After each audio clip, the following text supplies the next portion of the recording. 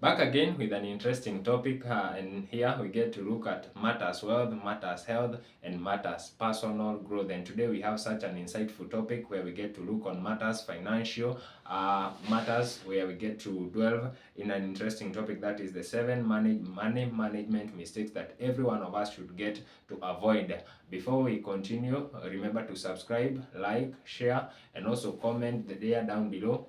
And also remember to turn on the notification bell so that you can get notified anytime we get to upload a new video. And so let's get started. On money management mistakes that every one of us should get to avoid, the first thing that we get to look at is having a clear financial plan.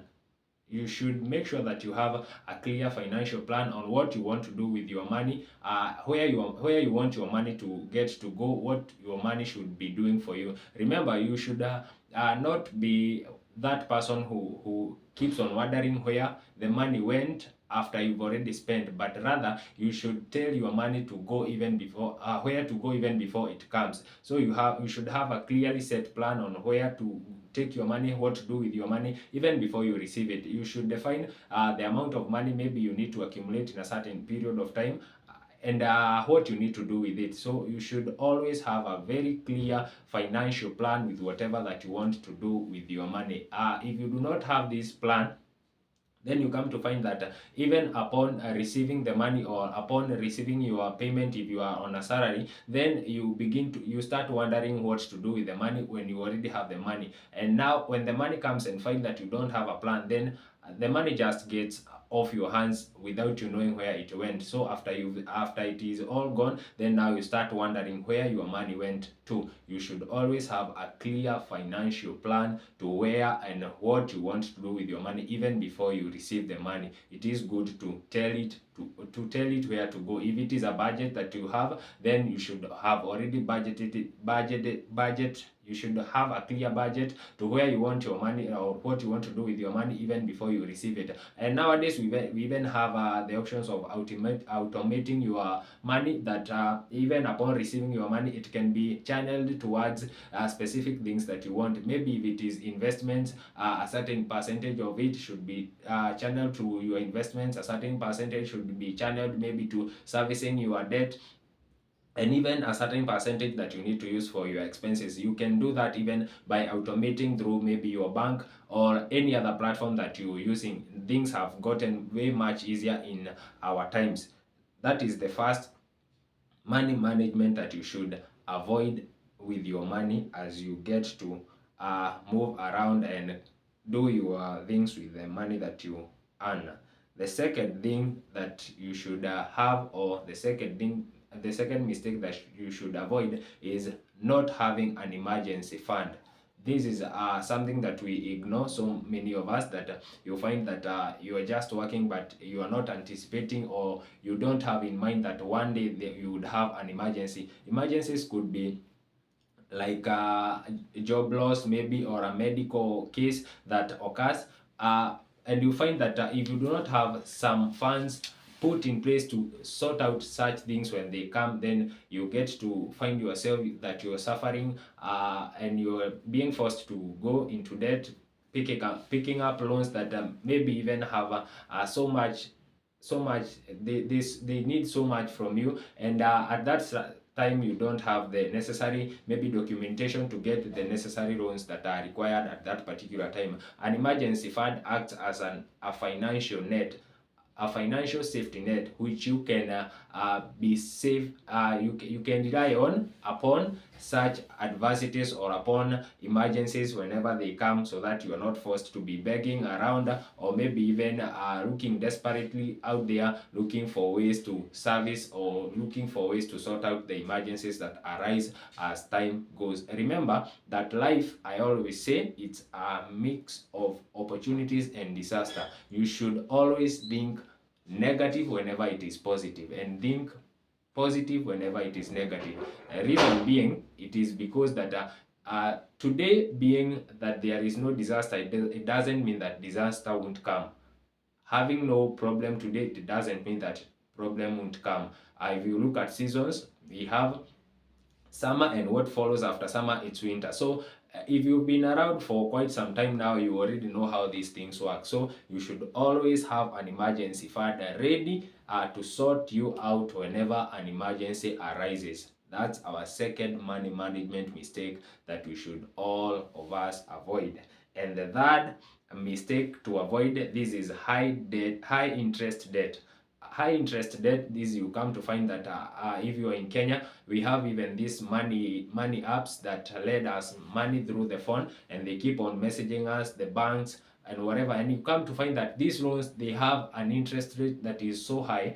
You find that maybe to get a loan of Kenyan shilling 500, you are supposed to pay an interest rate of 70 shilling, which is so too much money to pay for an interest. You should avoid such things, not unless you are at a place where you can't avoid, but you should always work to avoid high interest debt.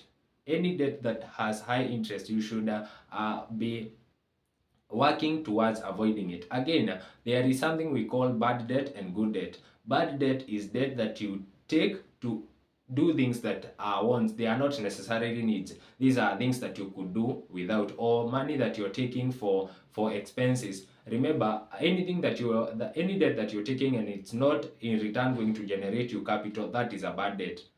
A good debt is one that you're taking maybe so that you can invest, and then in return it is going to generate you some profit, which you can now pay back the loan and remain with the profit. That is good debt. But any other debt that is not going to generate you capital, that we classify it as a bad debt. But again, on the other side, we say that you should work towards a place where you can be able to avoid debt in the long run and live a financially free life from debt. That is the third money management mistake that we should get to avoid. And the fourth money management mistake that we can try to avoid and to be quite cautious about is a lack of diversification. So what do I mean with saying that we should be diversified, or we should not lack diversification? This is finding that you only maybe investing in one particular asset or one particular line of investment. So you should be diversified in the areas that you get to invest.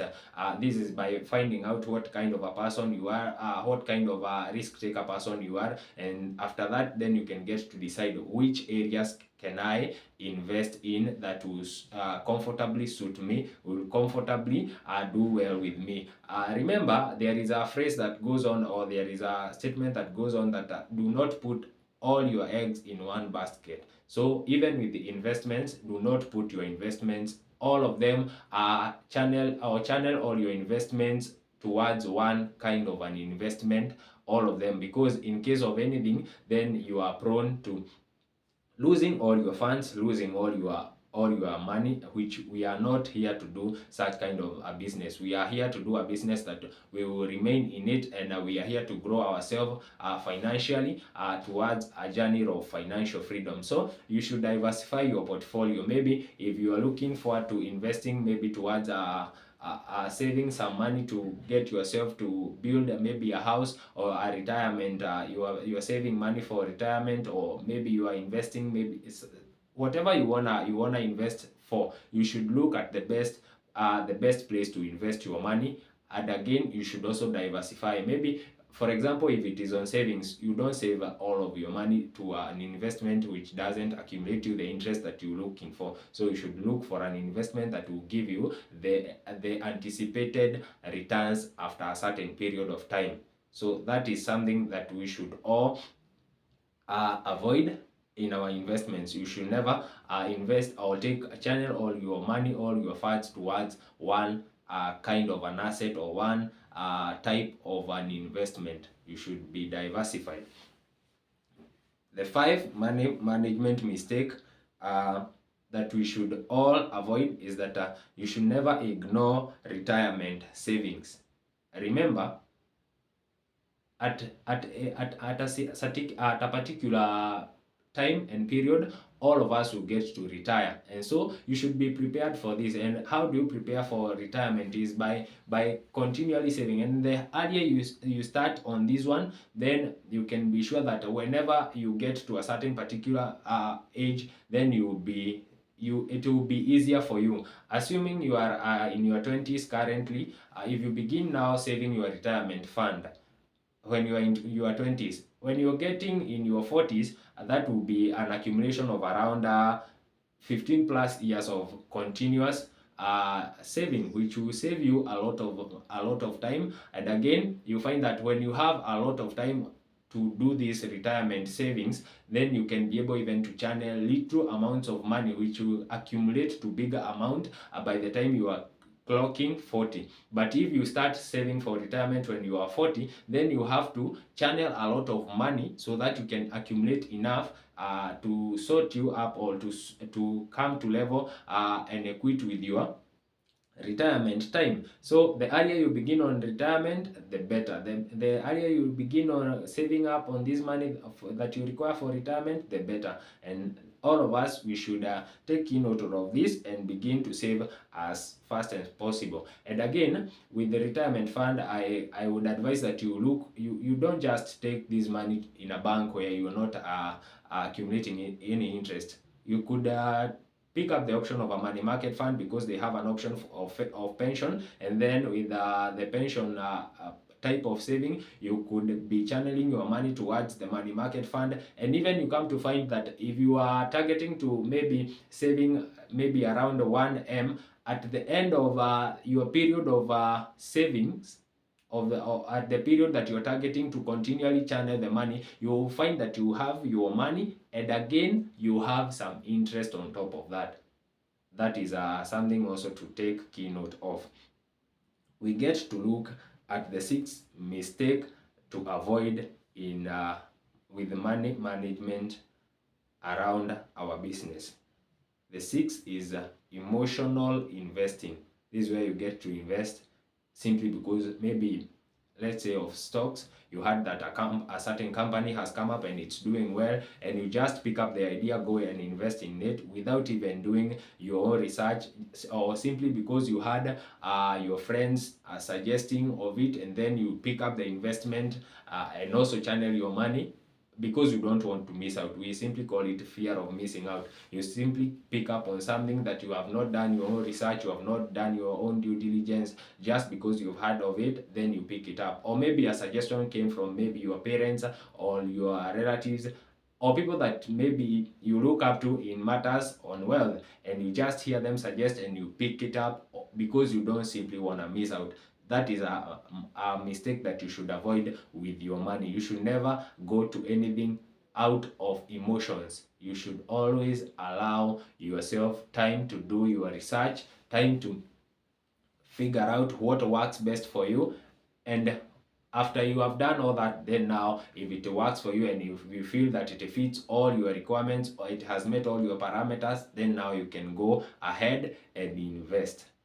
Yeah, that's the 6th. And the 7th mistake that we should all be on the lookout. This is one that affects us. If you're in Africa, then this is one of the mistakes, and this is one of the things that you should be on the lookout about. And this is overlooking black tax. What is black tax?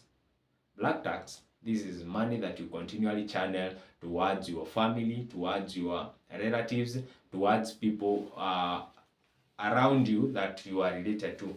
I'm not saying this is bad. No, you should continually help these people. You should continually involve them with your money.